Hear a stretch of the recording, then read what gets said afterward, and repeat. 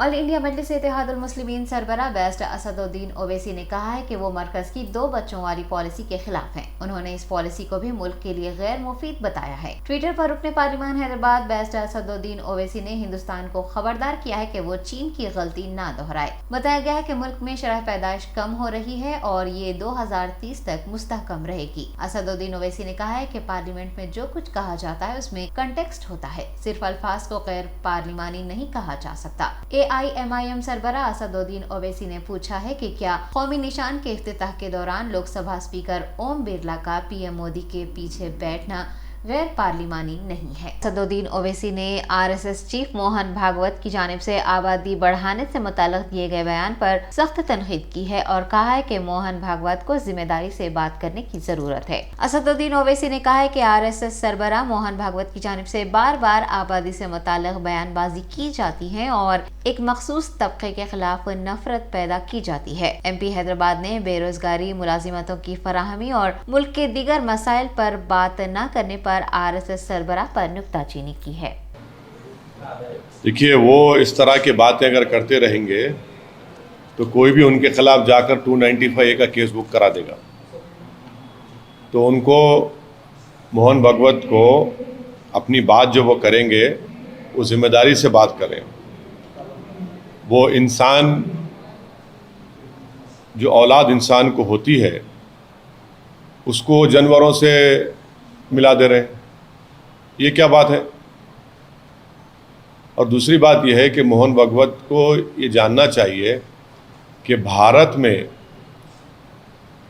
वो जाकर मालूम कराएं कि कितने फर्टिलिटी के क्लिनिक्स खुल चुके हैं, कितने माँ बाप परेशान हैं जिनको औलाद नहीं हो रही है, जिनको बेटा या बेटी नहीं हो रही है।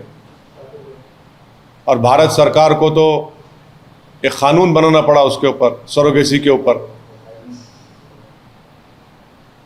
मोहन भागवत साहब ये क्यों नहीं बोलते कि यही मोदी सरकार ने जो बच्चों का दूध होता है उसको कमर्शियलाइज कर दिया मोदी सरकार ने।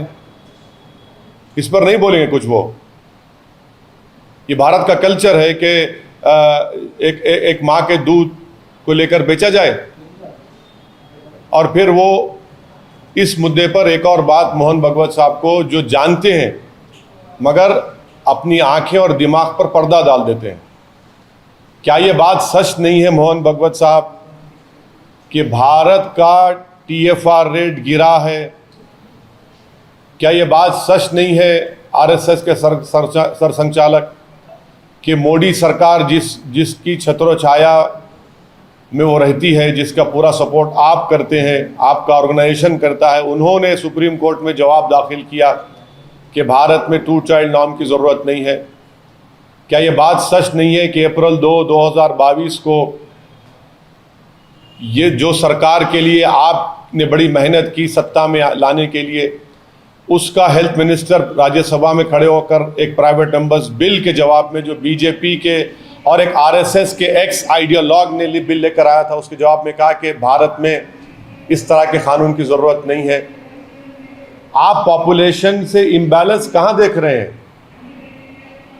आपको तो ये देखना चाहिए कि जो भारत की जो डेमोग्राफिक डिविडेंड है, उसके लिए आपकी ऑर्गेनाइजेशन ने, जिस पार्टी को आपने सत्ता में लाया, उसने क्या किया 8 साल में? क्या पूरे विश्व में कोई देश ऐसा नहीं है जहां पर 50 साल से 50% आबादी 25 साल के उम्र की है, 60% आबादी 40 साल की उम्र की है? आपने उनको रोजगार क्यों नहीं दिया? 8% बेरोजगारी हो चुकी है भारत में। पूरे विश्व में सबसे ज्यादा बेरोजगार युवा अगर है तो भारत में। इस पर बात करिए ना मोहन भागवत साहब। जिस पार्टी को आपने सत्ता में लेकर लाए हैं, 8 साल से 60 लाख नौकरियां केंद्र सरकार में, और आज प्रधानमंत्री कहते हैं कि 2 साल में 10 लाख देंगे। भाई वो क्यों नहीं देंगे पूरे 60 लाख? आप